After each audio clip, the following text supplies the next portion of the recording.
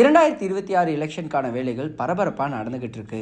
சினிமாவை மீறின பரபரப்பை இந்த எலெக்ஷனில் நம்மளால் பார்க்க முடியுது.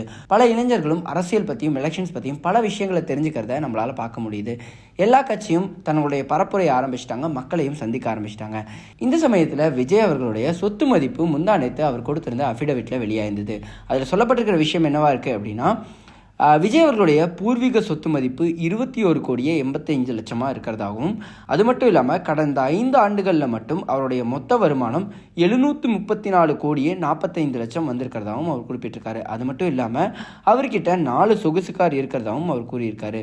அண்ட் அது மட்டும் இல்லாமல் அவர்கிட்ட 4 வணிக கட்டிடங்கள் பாடி, டி நகர், ஷோலிங்நல்லூர், கோப்பூர் போன்ற இடங்களில் இருக்கிறதாகவும் அவர் சொல்லியிருக்காரு.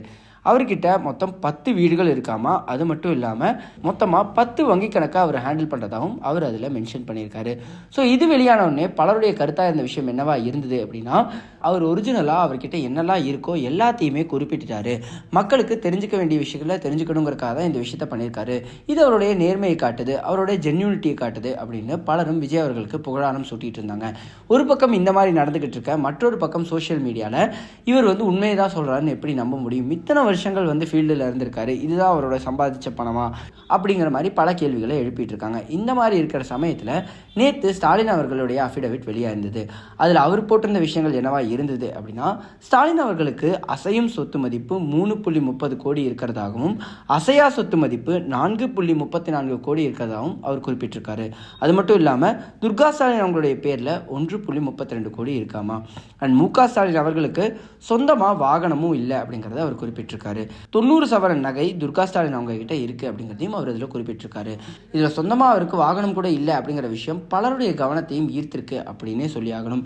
ஸோ நேற்றுலேருந்து சோஷியல் மீடியாவில் அதிகமாக பேசப்பட்டிருக்கிற நியூஸாக இந்த நியூஸ் தான் இருந்துகிட்டு இருக்கு. தொடர்ந்து விஜய் அவர்கள் மேலே விமர்சனம் வச்ச பலரும் இந்த விஷயத்தையும் விமர்சனம் பண்ணுறதை நம்மளால் பார்க்க முடியுது.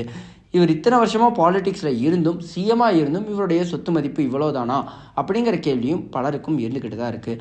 அண்ட் இது சோஷியல் மீடியா ட்ரோலாகவும் மாறி இருக்கு. இந்த 2026 எலெக்ஷனை பொறுத்த வரைக்கும் சினிமாவை மீறின பரபரப்பை இந்த எலெக்ஷனில் நம்மளால் பார்க்க முடியுது. இந்த ஒரு விஷயத்தை பற்றியும் சரி, 2026 எலெக்ஷன் பற்றியும் சரி, நீங்கள் என்ன நினைக்கிறீங்க அப்படிங்கிறத கமெண்ட்டில் சொல்லுங்கள்.